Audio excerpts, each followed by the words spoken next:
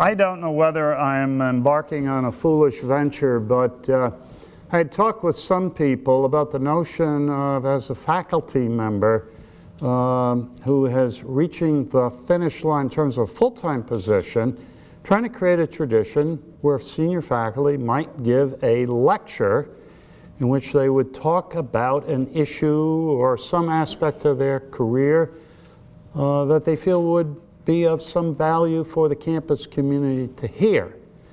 This has taken on a dimension I hadn't planned on. I had talked about this idea with a couple of people, and then I would bring a red tub or blue, depending on my political orientation that day, with some juices and water and some cheese and crackers and stuff, and then suddenly all that was taken out of my hands. And then the next thing I know, Bob Joseph sends me an email and says, "Doug, I'd like you on my show." Now, I've been on his show on a number of occasions, but he wanted me to talk about this lecture. And then Jennifer sent me emails, "The press wants to talk to you." And then I've just been interviewed by 3 different television stations. I hope the TV stations don't stay, because they may be disappointed that whatever I did with the interview may not be in the same league as what I'm about to say, and they just got the interview. I'm teasing here. What I really want to talk about today is the civic mission of Democracy's College, and if I don't put my glasses on, I'm in real trouble.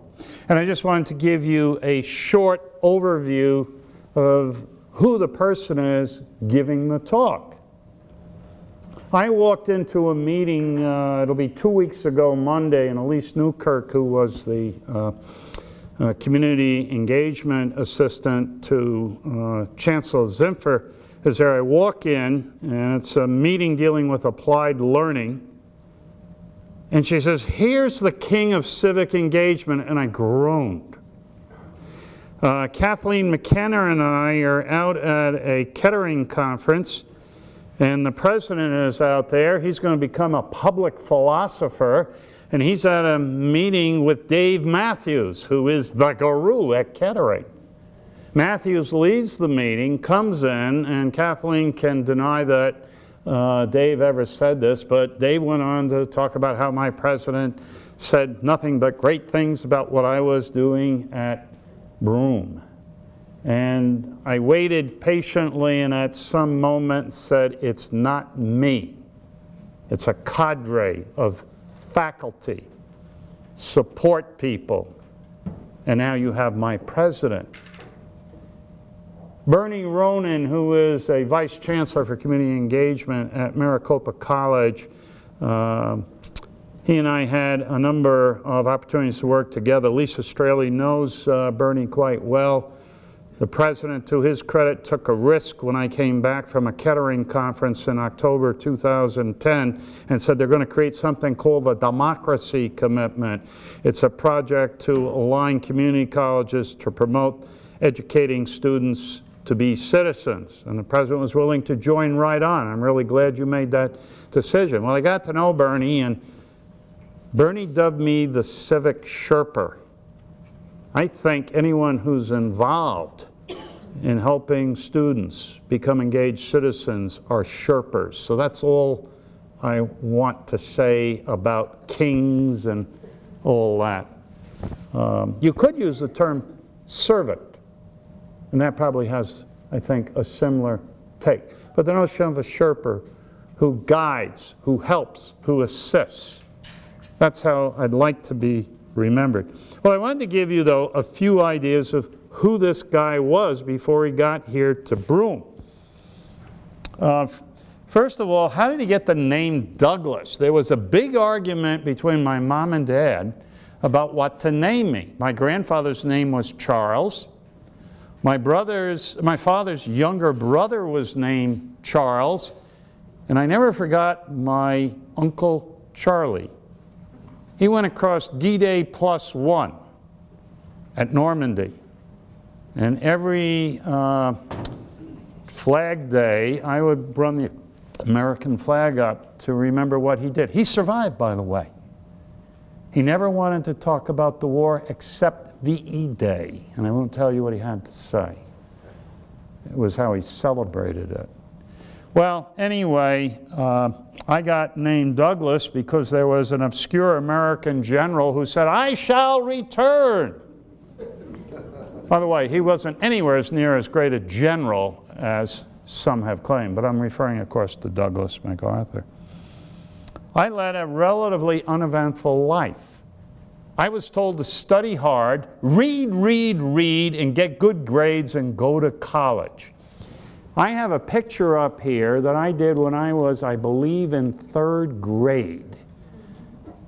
To Mom and Pop from Sandy. My nickname was Sandy because I had blonde hair. Okay? And that's a picture of a house. I hope you appreciate the colors. And I want to know where in God's name was either Patty Evans or Ian Cotton when I needed help to move my career in humanities in a different direction. Around the same time, I got a recorder, a tonette, I think they called it, and my mother put me in the closet to practice. That thwarted my music career. And yet she would inflict on my 2 children, Seth and Jason, making sure they took their piano lessons on the 2nd floor of the old schoolhouse in Smithville on a piano that I had rehabilitated. Okay? Finally, by my senior year, I had done absolutely nothing except what I was told to do, for the most part. I walked by my English teacher's room from 8th grade, and she's doing the senior play. And she says, "Doug, come in, read a few lines." Desperate as she was, she says, "You have the lead role. This is my chance at redemption of being a geek." Having no involvement with the school at all, other than to be the baseball statistician. And I am still the only person in New Hyde Park that got somebody out by being a baseball statistician. I got that person out because I pointed out to the coach he was batting out of turn. And I said, "How do you record that in the record book?" And he says, "Put out, Garnar." I don't even know whether that scoring book still survives. Anyway, the long and short is I come home, tell my mother I got this lead role. She says, "You can't do that. You're working at a wallpaper company to earn money." And I said, "But they'll work the rehearsal schedule around my work schedule." "No, you've got to study. You've got to get good grades." That was the end of my acting career until many years later. Judy and Jason and Seth know what I did. I had a walk-on, non-speaking part. I think I was in Camelot. It's great to have those non-speaking parts. Let me just move forward. One thing my mother did, you might think she's thwarting me in the humanities, and they didn't want me to play baseball, which I loved because I had eyeglasses that had lenses the size of Coke bottles, because what you could see at 400 feet, I could see at 5. But my mother bought me scores of landmark books. And I don't know whether any of you here are old enough to remember these, but this kindled a real love of history, and I had a great 6th grade teacher who made history as the term comes alive. Well, I left Long Island, I went to Albany, and here he is, the stud runner. In 1963, in the fall, a cross-country coach, who, can you believe it, is still alive, comes by and says, "You could be a great runner." I go, oh. Join my freshman team. So I go out and I start to run freshman cross country. First race is against Siena College. Okay. I lead for the first quarter of a mile of the race. I think I finished 10 out of 11. I hit the wall in the beginning of the second quarter of the race. By the time I was a sophomore, this varsity team was going through its second undefeated season. And this is where, at a time in college sports, you didn't have like Division I, Division II, III. It was all one division. Anyway, my junior year, which was to be a rebuilding year, most of the star runners had left, and I come back out. And I would finish, by the way, I ran a 50-mile race when I was a sophomore with my coach. I hit a mile mark at Lemoyne College at 4:56, and there were 6 runners ahead of me.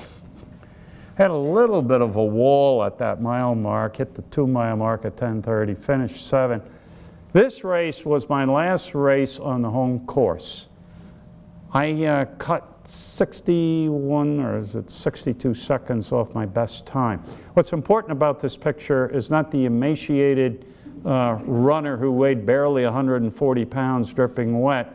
I basically sort of collapsed after the race. And what's important is the lesson that my coach said. He says, when you run a race, the perfect race is finishing that race at the exact moment you hit the finish line with nothing left.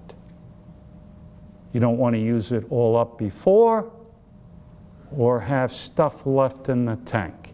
And I want to assure Angelo and Fran and the president, my wife, my children, and many of you who I've come to love and appreciate, that I still have gas left in my tank. But it's going to be used in a new type of race that has some of the same markers of what I have been involved with for the last 44 years.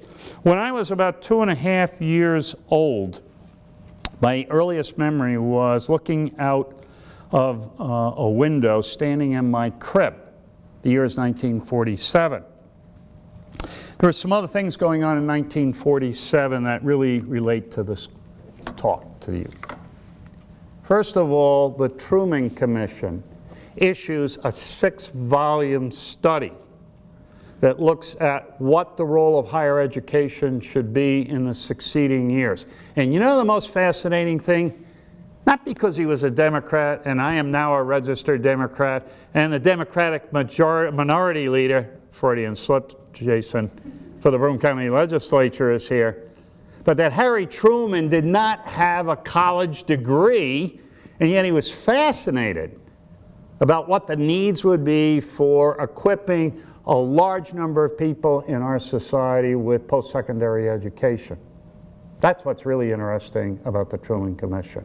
And at the same time, I'm looking out this, I think it probably was a cloudy November day on Long Island at 2.5. Seemed most of the days were cloudy. You think only Binghamton is cloudy.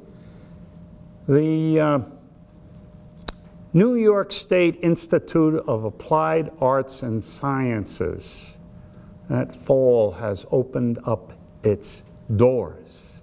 You want to know what that institute was? It was one of 5 institutes created by the State Ed Department.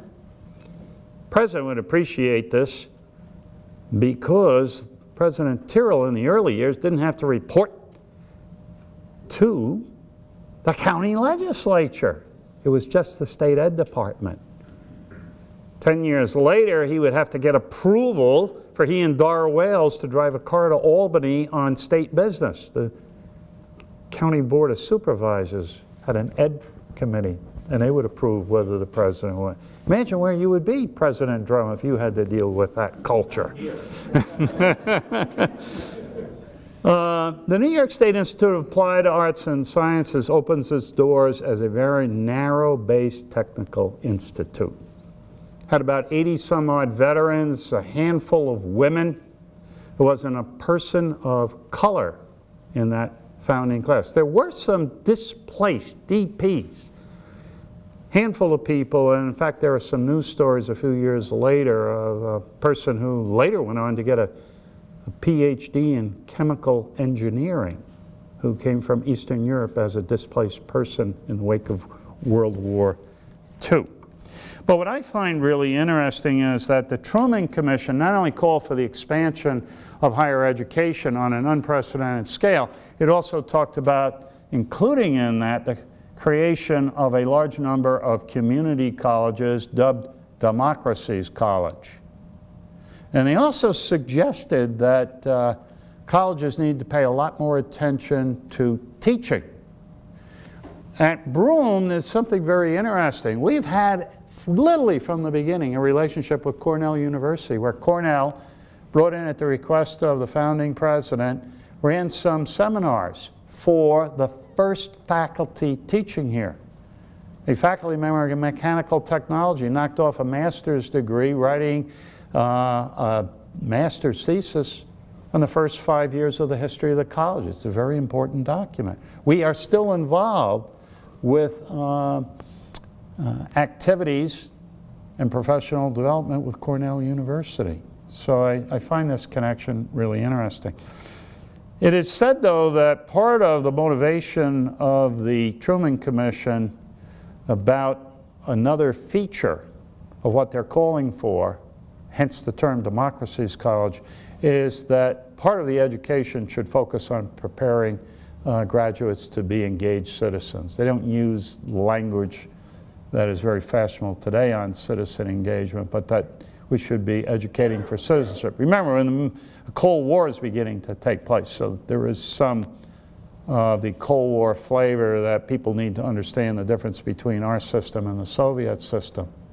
But also guiding the thought of the Truman Commission to some of the secondary work I've read is the notion of the Holocaust and how a democracy could descend into such an abyss.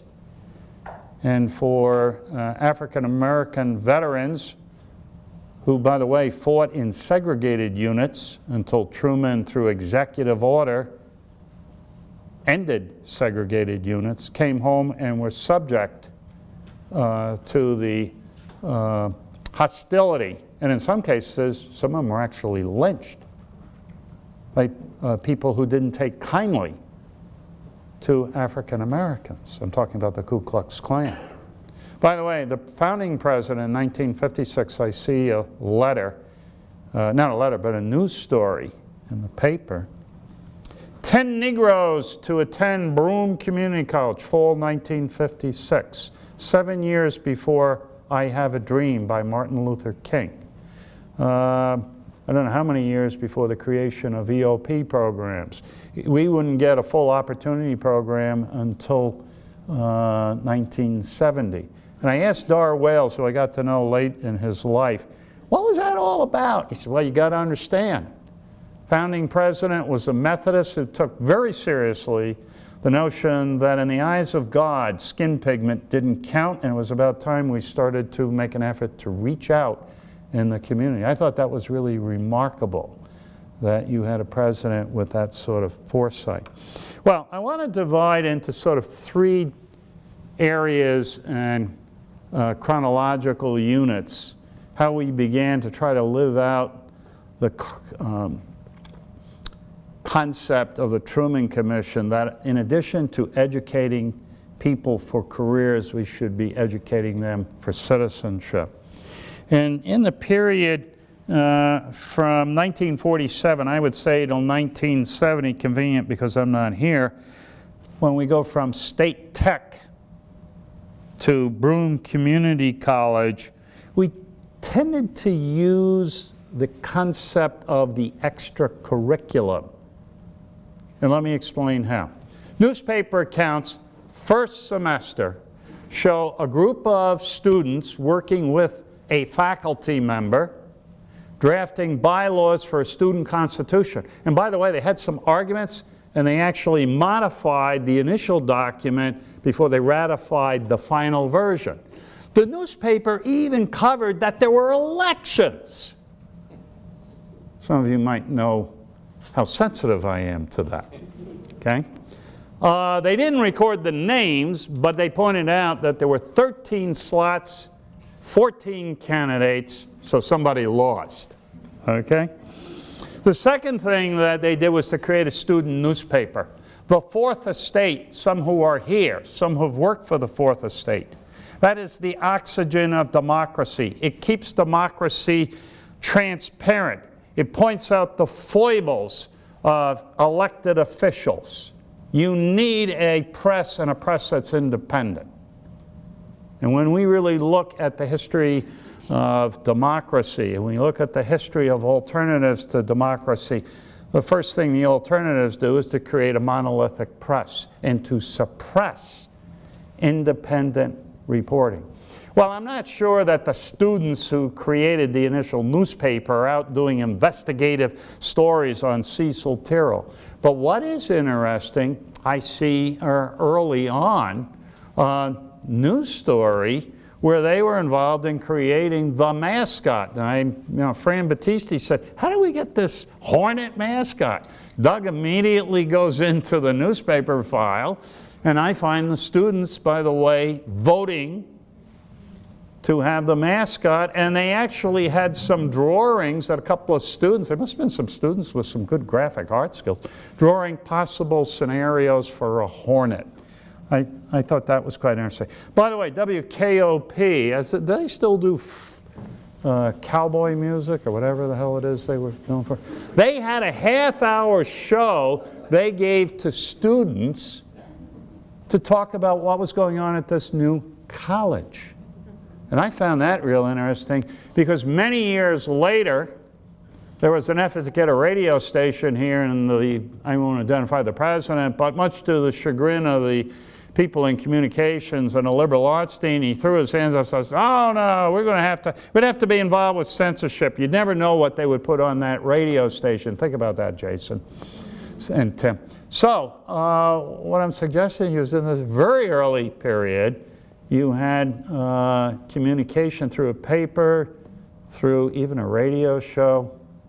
I had in my office a student yesterday who was involved with student government, and then I went over to student government later today, and I ran into another student, and I gave the student yesterday copies of a yearbook. Our first yearbook was published in 1949 with the first graduates. The last one was published in 1986. Yearbooks and newspapers are part of the public narrative history of an institution, of a community.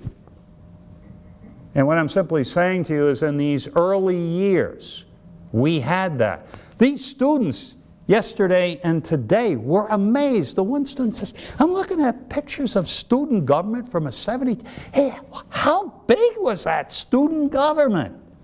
And he was right. It had a lot more people because of how the student government was composed. Okay?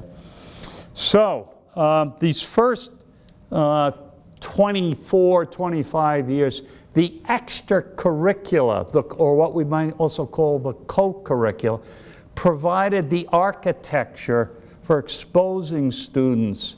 There was no intentional effort to use the general education core courses. By the way, that was being done in other parts of the country. George Higginbottom, who I wish was here, not to hear me talk, because I would just turn the mic over to him. George wrote a dissertation published by Cornell in 1991, and he talks about Lamar Johnson and his efforts to help develop the community college system in California and the importance of civic education there. On the other hand, I give Cecil Tyrrell a lot of credit, because one of the other things Tyrrell did was on Monday afternoon at 3 o'clock, all classes stopped, and he had speakers come in week after week to talk to students. By the time I got here, Fran and I are in the class of 1971. He wanted to know why I didn't have a 71 hat. I'll get you one that we can wear, Fran.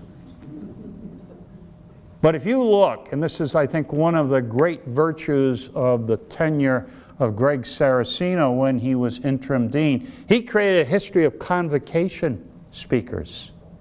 And that history is really rich with the notion you expose students to ideas from people from outside the campus. By the time Fran and I got here, you were expected, or am I losing it, Fran, that you had to be at convocation as a faculty member. Do you remember this? Say yes. If you don't, I'll see you later. But the library was closed for the hour of the convocation, and so was the cafeteria. The president still took this stuff very seriously. But it's through the extracurricular, the co-curricular, that the notion of preparing students for citizenship took root here.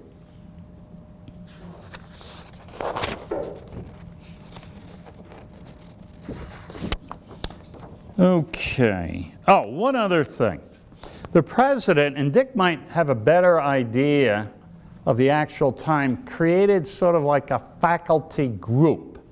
Because when I talk about the civic mission, I'm not just talking about students. I have a passion, one of the news reports said, what about this passion? I have a passion that the college is a civic laboratory on its best days. We should be modeling what we expect in the community as well as preparing students to go back into the community. President Tyrrell had some sort of faculty group. You were expected, again, to be at these meetings.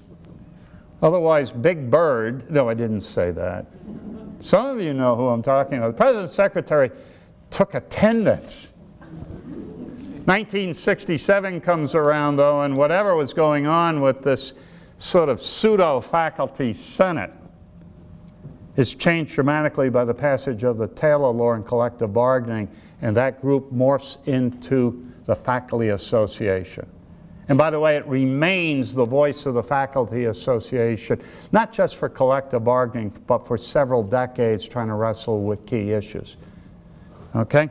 Well, I come here in 1971. I've been a graduate student at Binghamton University. There had been something called CUG, Committee for University Governance. And that committee would create a series of recommendations that would create a 100-member university assembly with a 5-3-2 ratio. 50 faculty, 30 students, and 20 staff and administrators. I was a member of the deliberations on that. I became a graduate student senator, so I had those experiences. By the way, this university assembly lasted only a couple of years. I remember the great Norman Cantor coming in. He wanted them to approve a Center for the Study of Revolution, and they voted him down. Those of us who were graduate students and in the history department, we all voted for it. I thought it was a good idea, by the way. And he said, as he walked away, a whiff of grape shot. That'll clear this crowd out. He had a different view on shared governance when it didn't go his way. Okay? So I get here. Tyrrell has retired, an interim president for a year. New president comes in. Dick knows all about him. He was on the search committee. He's burned all the records. Anyway, I thought there was a real opportunity for a new shared governance model, drawing on my experiences at BU. So I go to the second president, Sig Smith, and I said, hey, how about a collegiate assembly with a 5-3-2 rate? Great idea! Well, first of all, trying to get that many people involved, I think this body called for over 30 people. And it's fumbling along. And by the way, President Trump, these college governance models were not pure democracies, but they were in the spirit of what I believe Middle States wants us to be thinking of, shared governance, the recommending bodies. We weren't talking about, overthrowing presidents and Angela, you appreciate this, board of trustees. But anyway, this really didn't get much traction. And I said to George, hey, I got to come up with a revision of that. So I came up with a revision. I sent it off to the president on a Thursday afternoon. He goes to a board meeting at night. He wants a 5-year contract. By the way, George and I were up for tenure. And the board, headed by Cargill, said, I'm not sure we can give you a 5-year contract. He says, okay, whips out his resignation, and we haven't seen him since. That was not exactly a good environment for the second iteration of shared governance. I would be involved with the drafting of subsequent shared governance models that usually went under the overall umbrella title of College Council, where Marguerite was president of that once, I was president. You were president for a couple of years, if I remember rightly. The overriding feature of shared governance from the 70s up until the Middle States report of 2010 was that they were allowed to exist. You got a little release time. But I can remember, and I know whether Margarita was the secretary, we had sent recommendations off to the president. We never got responses back. So we sent a recommendation recommending he respond to our earlier recommendations, and I'm still waiting for his response. Hasn't come. It probably got lost in the inter-campus mail, okay? Meanwhile, back at the ranch, I'm in my second year. I'm working for a very interesting dean, not George Higginbottom, but his predecessor, Hal Hickey. And a student I had in my government class who had had a minor job as a combat platoon sergeant in Vietnam, an incredibly smart guy, who probably beat John Kerry to the idea, after he'd spent 2 tours in Vietnam, that this was just an insane foreign policy disaster. He comes to me and said, I'd like you to be our student government advisor. There was once upon a time faculty advisors to student government. They disappeared in the 1980s.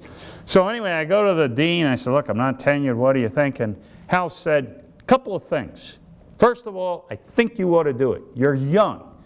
They'll be able to relate to you. Can you imagine where they would be today looking at me if I had that opportunity? He's old, get another body. But Hal said, listen to what they have to say. Do not, under any circumstances, tell them what to do. If they want your advice, tell them take it with 2 barrels of salt.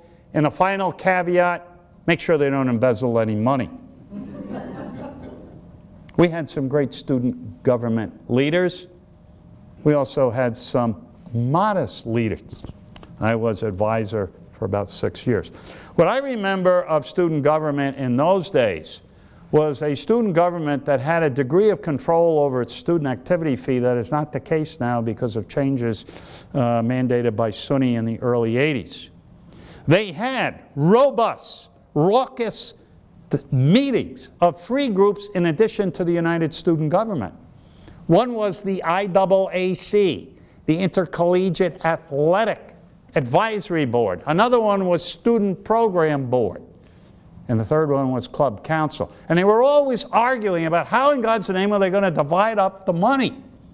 By the way, Nickerson came to me and he said, you know, we do control the money over the athletics. And, you know, I mean, if you're an administrator, you say, God, we got to get that the hell out of their hands. And he said, you know, they got a great basketball team, a legend.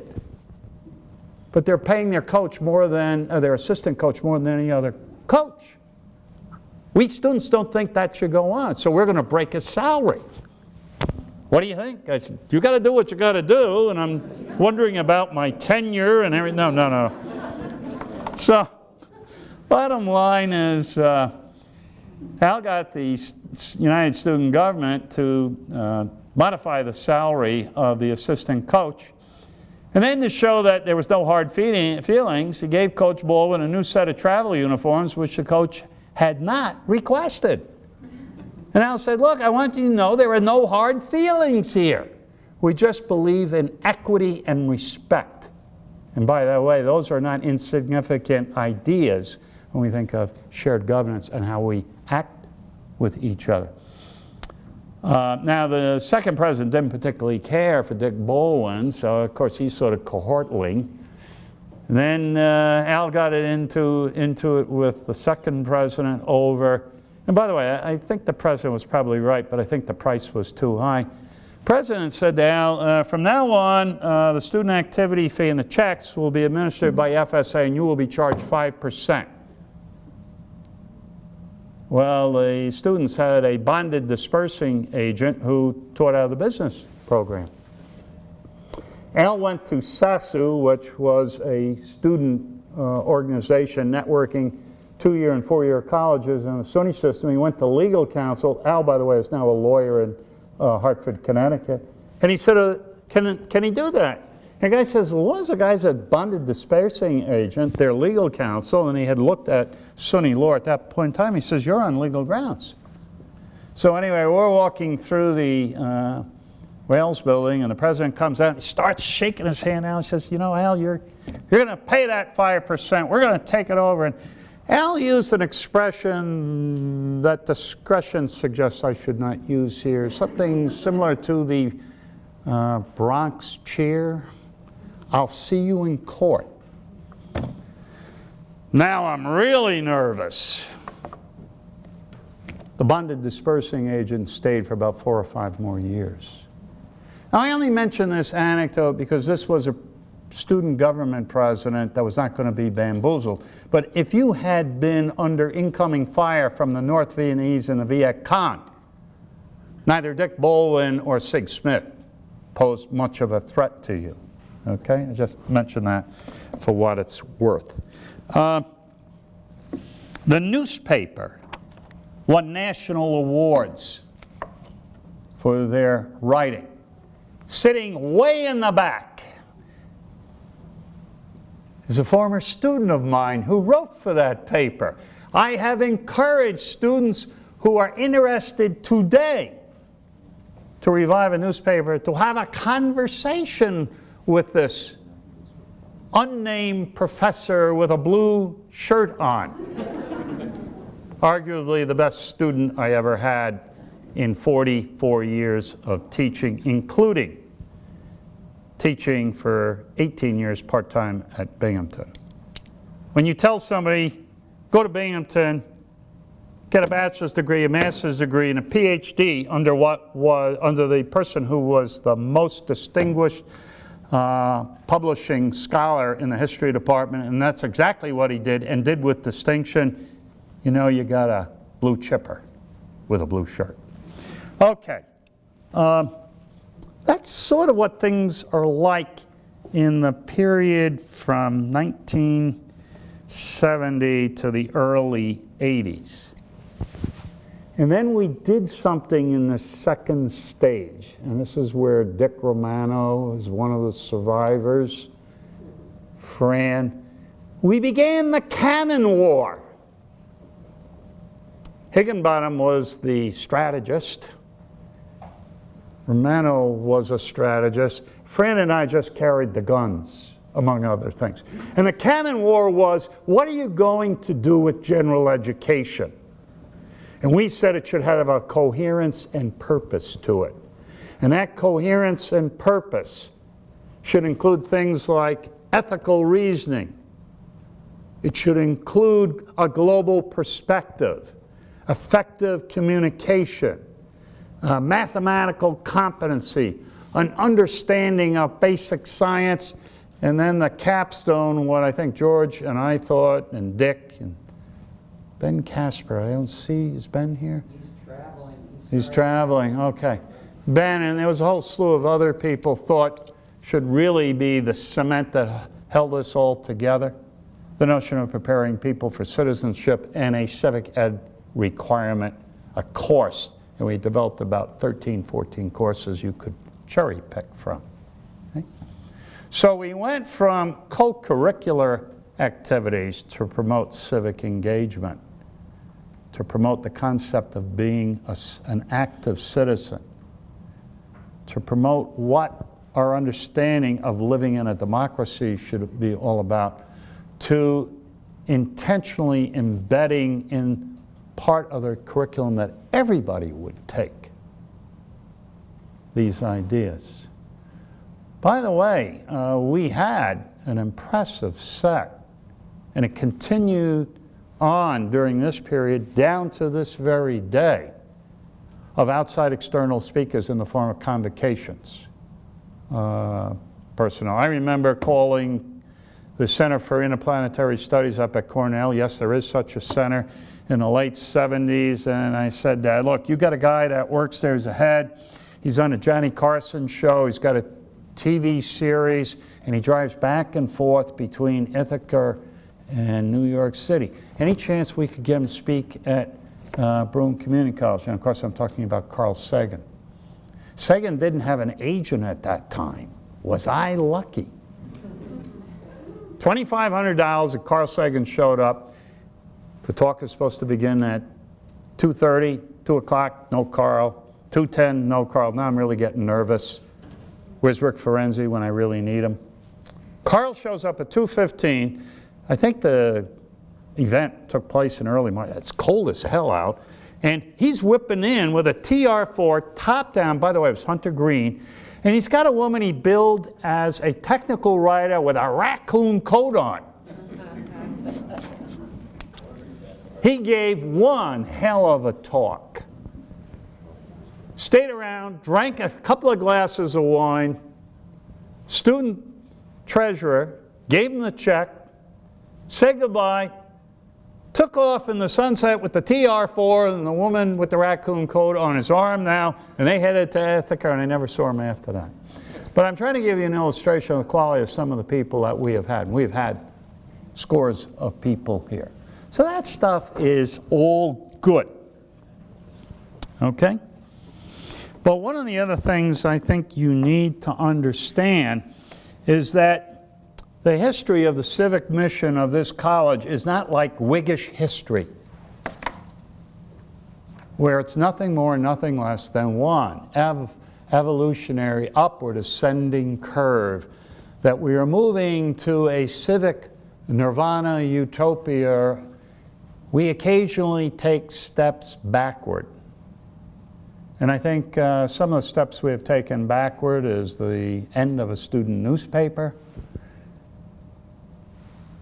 By the 1990s, for close to 20 years, if you get 1.75% of the student body voting in a student government election, and I've seen the data because I actually accumulated the data for the Mid-States report, at least through 2010, student participation in their government has almost dwindled next to nothing.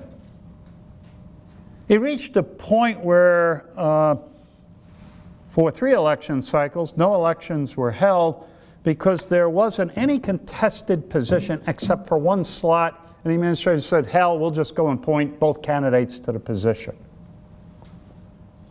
I was chair of the History Social Science Department at the time, and I can tell you that didn't seem to me to reinforce what my department was charged with, being the custodian of civic education. The practices seemed a little nervous. And then when in that roughly same time period, vote totals would not be released, I got really upset. But I wasn't going to do anything. I was, despite Joanne Maniago drawing me into a teach-in my second year here after the Christmas bombing of Hanoi, that's when I really began to find my voice on contentious issues. We did a teach-in in the cafeteria. I wasn't going to get into this until the student who kept wanting to get the vote totals came to me, thanks to Jim Gormley. Is Gormley here? Gormley sigged this student on me, and he says, go see Garnar, see what maybe can. I said, you want to do an independent study? I said, what do you want? I want it in a Scottish brogue, the vote totals. So he did with my guidance, he did an independent study and looked at the practices at other community colleges, and we were unique in not providing vote totals. He also discovered that the colleges had $250,000 on unused student activity fee funds, which was about half of the annual student activity fee fund collection, sitting in long-term CDs. Sort of an awkward moment. I always remember Deep Throat telling Woodward and Bernstein, follow the money, okay? So anyway, it was an interesting lesson. This period saw ups and downs is what I'm trying to say. I think the notion of really embedding in the curriculum intentionally in the general education, the notion of preparing students for citizenship.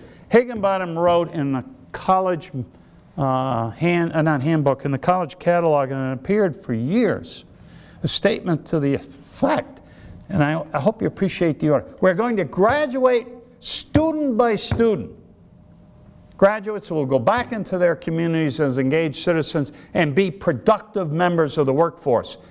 George always liked to nuance things. The productive workforce was important, but not as important as educating students for citizenship. So,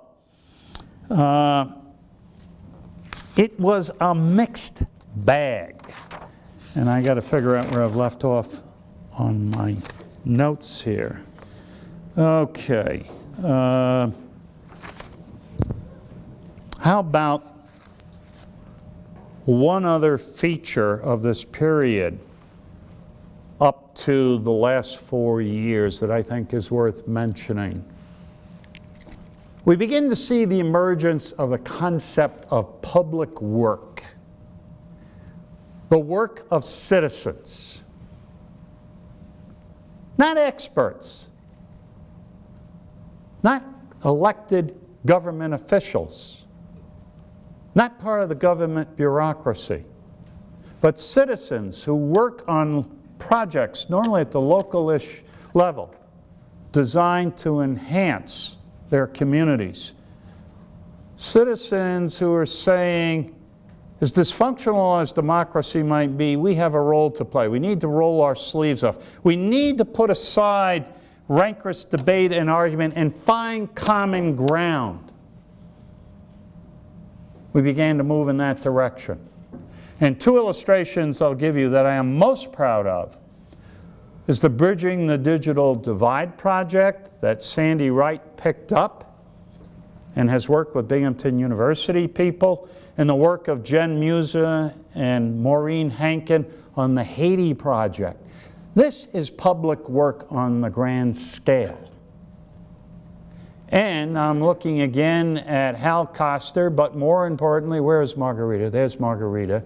Unfortunately, Ben isn't here. Another concept emerged around 2000, and the notion was service learning, where we would embed in courses service projects where students would go out in the community. Now, there's a big argument in civic engagement circles about, is service learning really preparing students for citizenship? Is sheer volunteerism as crucial as maybe other types of public work? And you can argue and debate that. But the notion that you're having students think beyond their own personal agendas, which is one thing that comes out of even the most modest service learning, I think is extremely important. Well, what happens over the next 4 years? The campus did an internal study, which I led. Koster was on that. I don't see Gary Finch, that's too bad. But Gary was on it, and Gary is one of these purposes, FSA director for executive director. Dick and I were on the FSA board when we created this position. And Gary was one of these sort of quiet people who was incredibly effective as the FSA executive director. But he gained to really appreciate the notion of shared governance. At least that was my take on his involvement with our committee. Angela was on it too. And Angelo was on that committee. Right, I'm sorry, Angelo, to have not recognized your contributions. Well, President Drum, the first thing he finds out within a couple of months is that we have failed Standard 4, and failed at sort of going away on shared governance. And so the next year is spent, well, less than a year, trying to get off probation, develop a new shared governance model. Shared governance is not democracy in the purest sense. It is primarily operating in the venue of an advisory role. But what's really important about shared governance is giving people voices to be able to express their views on important issues and express them in venues that do not lead to people screaming and yelling at each other. By the way, trying to get faculty to agree anything other than voting no confidence in a board of trustees or a president is damn difficult. Shared governance, I think, does have the potential of being able to create opportunities for people coming from different constituencies and stakeholders.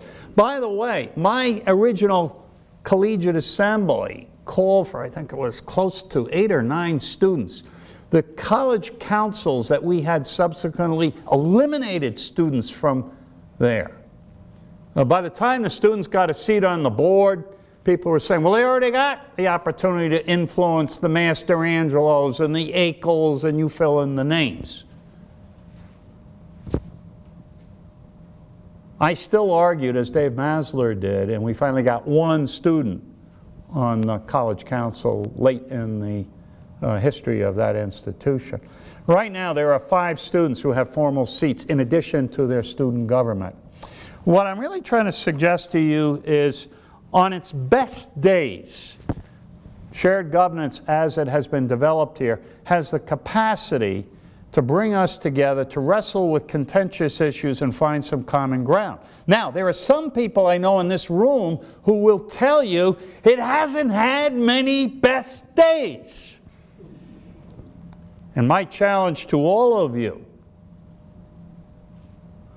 is that shared governance is always a work in progress. Democracy is always a work in progress. And each of us have some choices to make. We can do like many students who no longer even know they have a student government, do not vote in student government elections, and simply take their courses, get in their steel chariots, and leave. Okay? And by the way, the same damn thing is happening in our democracy. Read Robert Putnam's Bowling Alone, a seminal work written in 1992, where he says bowling leagues have gone to hell in a handbag. And why is that crucial to understand what's going on with our democracy? They're symptomatic of those intermediary groups that Tocqueville talked about in 1830 when he wrote Democracy in America that was so crucial to this fledgling democracy. My schoolhouse was built not because some guru in Albany in 1865 said Smithville needed a schoolhouse. It was because farmers in Smithville Flats wanted a public school. It is citizens who helped to build this country. And what I'm suggesting to you here, there is a parallel between the ebb and flow of educating students for democracy, but at the same time drawing the public in, working with the community. And our challenge, I think, will be for all of you here and for everyone you know, on campus and off campus, to try to reignite some passion here for doing the work of democracy. Democracy is work, hard work. Certainly my oldest son understands that, and so do I. There is a new shift. There are new winds blowing on this campus to take us in a new direction for the civic mission of the community college. And that is the concept of public work. We saw it in its infancy in service learning and community internships. If you want to understand some of the passion I still have, it comes from the constant opportunities I've had to go to the Kettering Foundation out in Dayton, Ohio, and to work with the National Issues Forums Institute. I am now on their board of directors. I don't know why. In their fit of absent-mindedness, they put me on this board. But this foundation and this institute that cranks out boring topics like what to do about substance abuse in your community. We had 500 people in the West Gym Tuesday evening. Where's Mary Whitaker? Mary was crucial. Where's Jason Garnar? He was crucial as a partner from the community. Mary from the campus. Mary had a hand in shaping this pamphlet. If you don't think heroin is a problem in our community, you got your head in the sand. This is one of the ultimate public work projects for citizens in this community. So, Kettering cranks out these deliberative forums. They don't frame the issue either or. They look at a complex issue. They frame it at least 3 ways. In small groups, we sit down, we take people through a deliberation, a couple of hours, looking at strengths, weaknesses, and most importantly, trade-offs for each option. And then we try to find common ground. Where's Carla? Carla is working. She's another one of our Kettering folk. I got 2 Kettering kids, Scott and Lisa. Carla's working on a fascinating project with Kettering to put public deliberation online. And you can graphically see, as people deliberate online, through a skillful moderator where there is common ground. You can actually see it on a computer screen.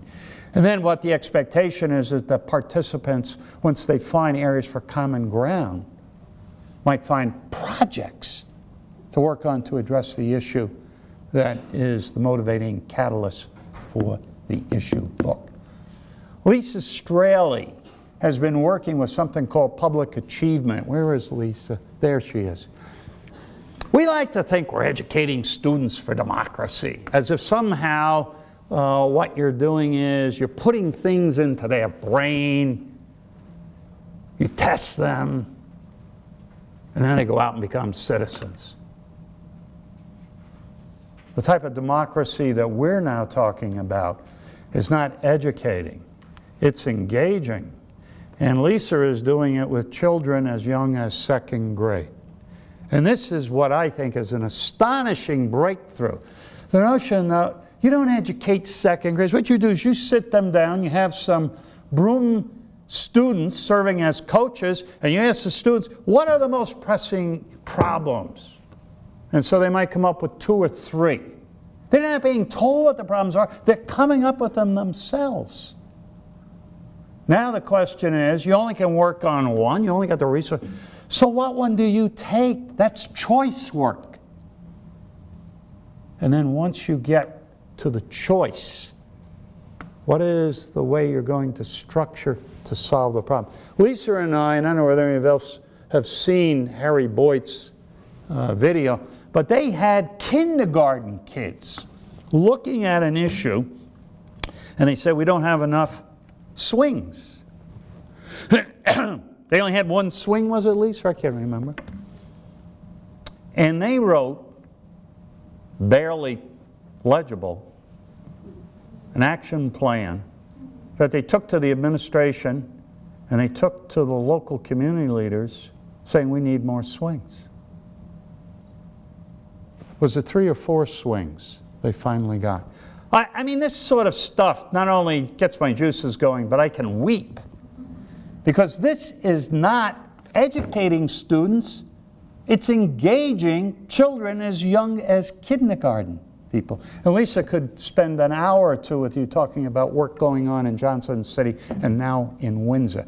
This is democracy 2.0. This is the new democracy that I hope, I was asked by somebody from the media, well, what are your hopes for the future? I said, what I'm hoping is that we here sow seeds that will take democracy in new directions. Instead of looking at our democracy as dysfunctional, as tired, worn out, that what we're going to see is a democracy that emerges where citizens have a much greater role in shaping the type of communities they want. And I think elected officials who understand that, who promote the notion of hearing the voices of citizens, is really important. We have begun to do citizen voice projects here. Back in December, we did a project where we had citizens come in after we had gotten questions from Cliff Crouch, Donna Lepardo, and Senator Libous about what they thought the top 3 agenda items were going to be for the New York State Assembly, or New York State Legislature. And we invited people here, and I think Kathleen, you were here, and I think Lisa was there, I think maybe Carla was here. We had maybe 20 some odd people. We followed that Citizen Voice Project up with one done far more recently. You got $500 million, I don't know what it's down to now, that the governor is waiving for upstate New York. 3 out of 7 communities will get that $500 million. So what we did is, it's one thing to have the Regional Economic Development Council working with IDA and a few sharp business people, and that's no attack, Mr. Angelo, on the business community. You guys have a lot to offer. But we also wanted to hear citizens come up with projects. We had about 25, 30 people show up. Lisa got, I think, was it 8 or 9 more projects. We submitted 40 proposals that were citizen-based voice proposals. What that Regional Economic Development Committee does with that, we do not know. But those are 40 proposals, and I bet you half of them hadn't thought about that they now have something to chew over. This is what we mean by public work, choice work, and deliberative democracy. I will admit that I'm a little upset over the end of the intentional civic education course. I'm also reminded of a statement made by Oliver Cromwell, the great Lord Protector, that Judge Learned Hand, who should have been on the Supreme Court, didn't get it. Learned Hand said this should be on the sign intersection of every road in the United States, and Cromwell said, "I beseech ye in the bowels of Christ, think you might be wrong. I am no fount of wisdom." The argument that's now being made by faculty here, by the way, using a deliberative forum approach, is that we need to embrace the state gen ed requirements. But I have a laundry list, not very long, of things that I think we really need to be doing. First of all, I think students' efforts to renew an independent newspaper that is published not only in digital format but hard copy should be embraced by the college community. I would also argue the revival of a yearbook that chronicles each generation of students and staff coming through here is important. I would argue that the 50th anniversary history of the college, the famous Black Book, I think you even know about the Black Book. We need to periodically update what we've been doing, who we are, and maybe with a little idea where the hell we're headed. I have been here so long, I'm seeing people retire after 8, 9 years, or leave after 8, 9 years. I don't even know who they are, but I'm being invited to, you know, cake and ice cream, and I'm going, who is that person? We can laugh about that, but you know what's happened to this campus, and it's not the fault of any particular individual. We have been increasingly atomized as a campus. All the student activities were located in the X building, which is now the daycare center, which used to be, if you keep this line of thought, on the site of the Applied Technology building. That's how old I am. What was interesting is, and Lorenzo's still here, that building hummed. You had a student government office, a yearbook office, you had a newspaper office, you had football tables, ping pong tables. You could play bridge. I actually used to sometimes go down and play bridge. And you could make out with your boyfriend or girlfriend. There was a little area with a television, okay? But what was important was a place where students could get together. Student activities are strewn all over the countryside. I was told by Gary Redigan, if you know who he is, only Fran will remember, that the college was about 50,000 square feet short based on state recommended guidelines for student activity space. I'm told that the ice arena now covers some of that 50,000 square feet. I don't see too many students involved in activities at the arena. I mean, some of them may skate, and you catch what I'm trying to say. I also made a recommendation at the Charette, was it? Activity yesterday, that we look at doing something to bring student activities back together. I would recommend, and Lisa and I have seen illustrations of the creation of a democracy wall. I think Cleveland State, and there's a college in Florida, the college in Florida has a $3 million electronic democracy wall. I'm not sure that Kathy's going to be able to raise that money given other demands on the foundation. But what this is an opportunity, and what students are doing, I think it's at Cleveland State, and Lisa might better remember the name of the school. They put up a couple of questions each week, and they encourage anyone walking by to write a response to those questions. Now, what about the F-bomb and all that other stuff? There are guidelines, and that stuff is removed ASAP if it emerges. But the point is, it's another way of getting public discourse on key issues. And by the way, if you had a snazzy wall, and I'm taking nothing away from the TV monitors, you might get a little more interaction. A third thing I think we need to do is to continue to re-examine the notion of infusion as a means for educating in formal coursework for citizenship. You know, the people who really advance those arguments and the people who are opposed to them, they need to get together and figure out how are we going to assess. I always get nervous about assessment because I sometimes wonder where could that lead. But I think this is an important issue.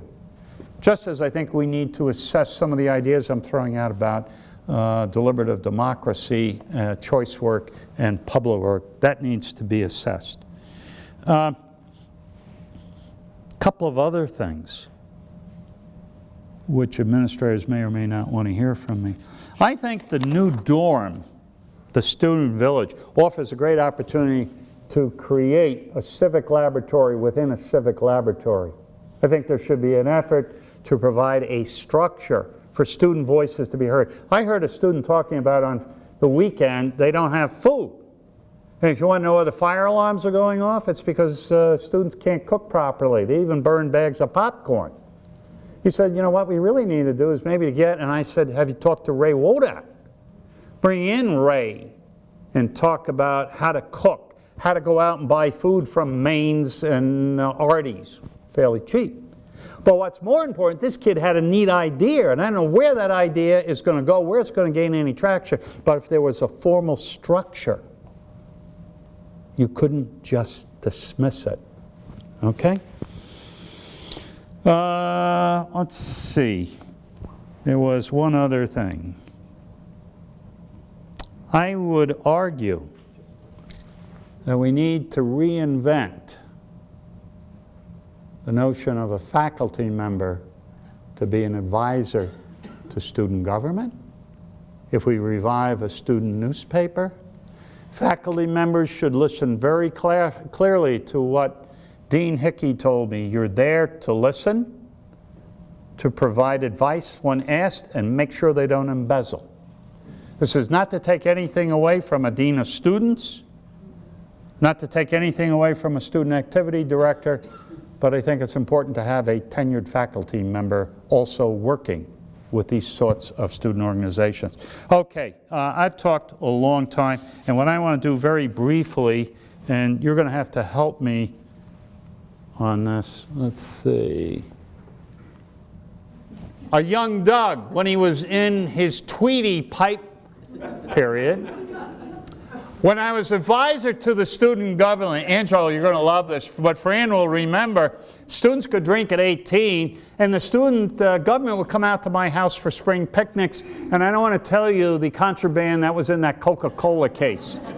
Notice the facial hair. Carl Sagan having an impromptu conversation about the stars.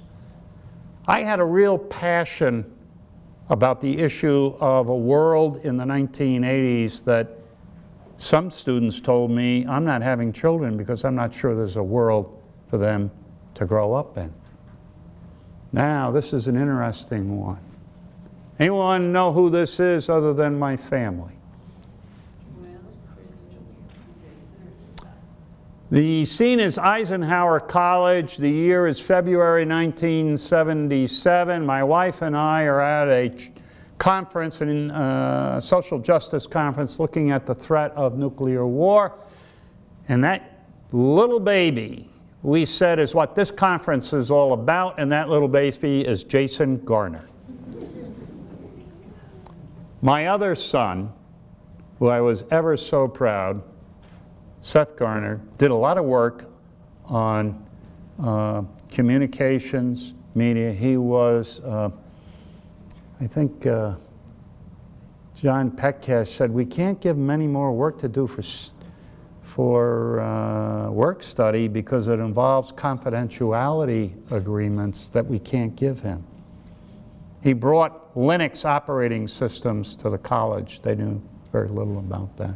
And Jason, a little older when I was in my cross-country coach mode, right before we went to my last meet. The man who has shaped much of my recent thinking, Dave Matthews, I think a number of people in this room. Angelo, you have a copy of this book? Fran, a whole bunch of other people. I love to indoctrinate people. Okay. Once again, I am coming back to running the race and my ill-fated career as a humanities person. And We ready to do this, Sylvia? All right.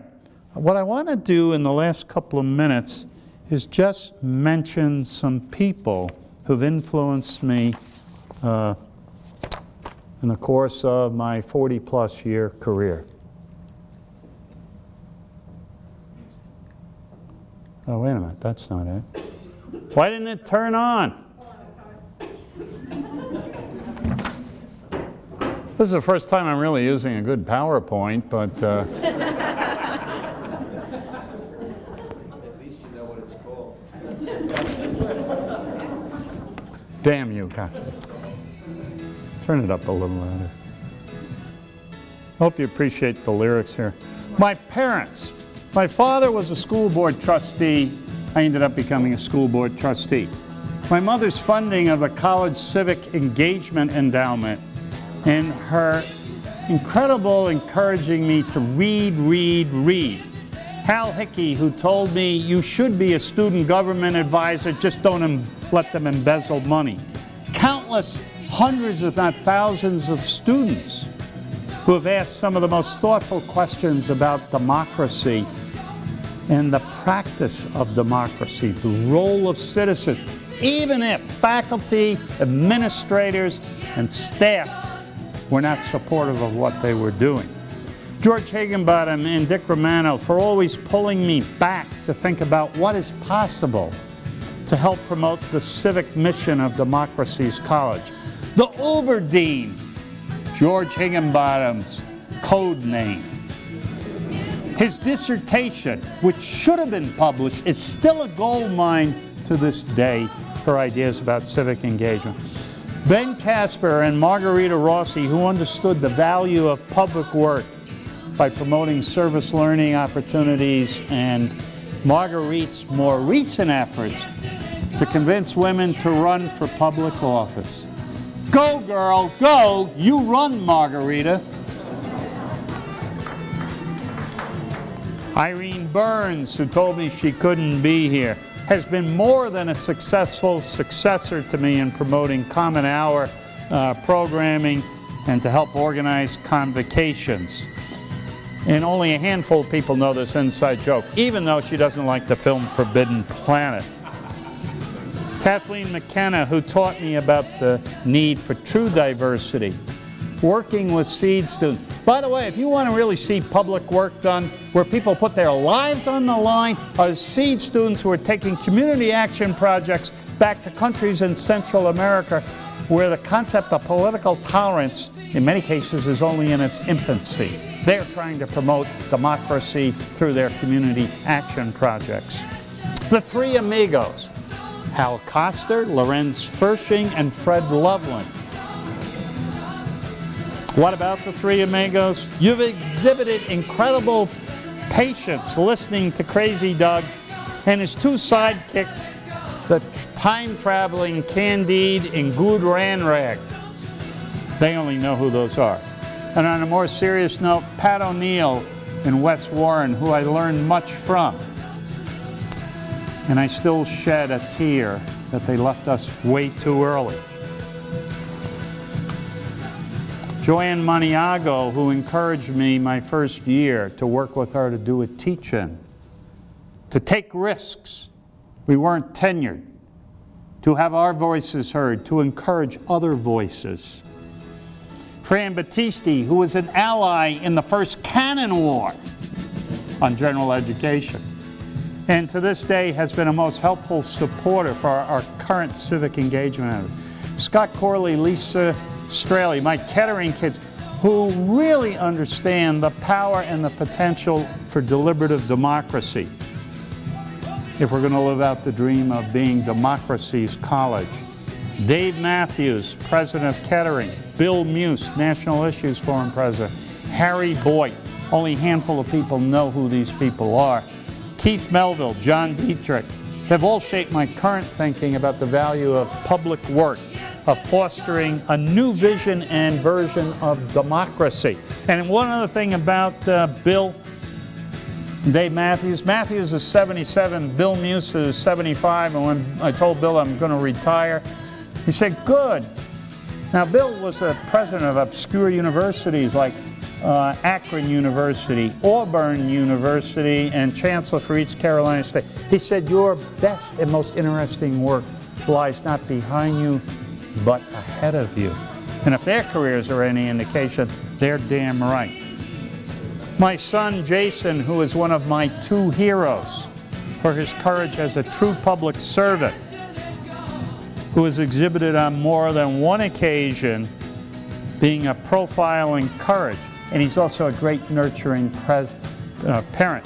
My son Seth, he's my other hero, for his courage to confront a difficult time in his life and to work to move in a new direction, to help those who are some of the most marginalized in our community, as well as having the courage to speak to students, faculty, and staff about addiction and what one must do to travel back to the road of sobriety.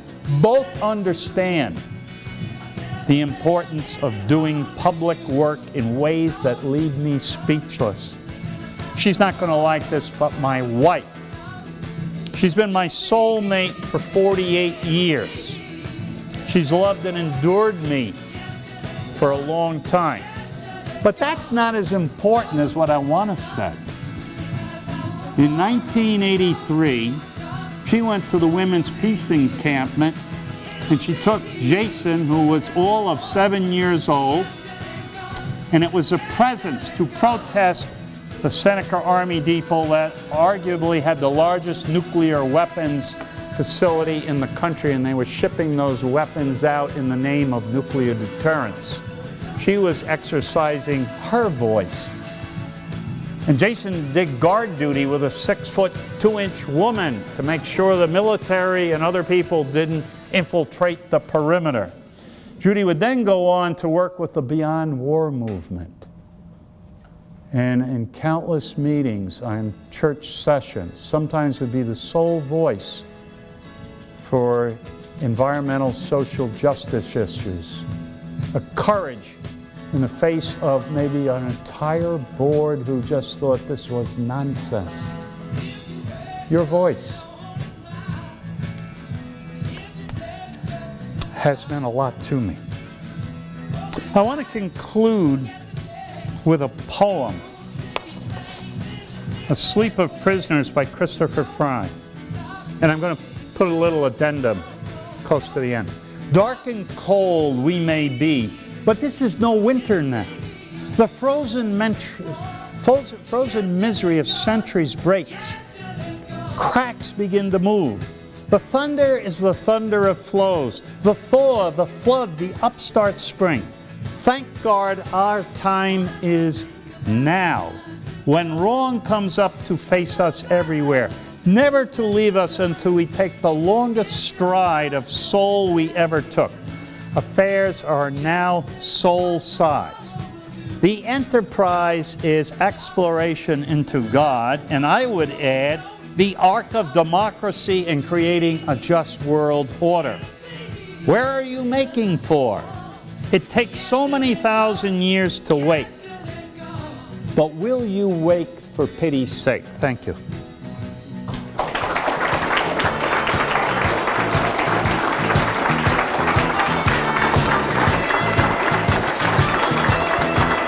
There's food and books to take.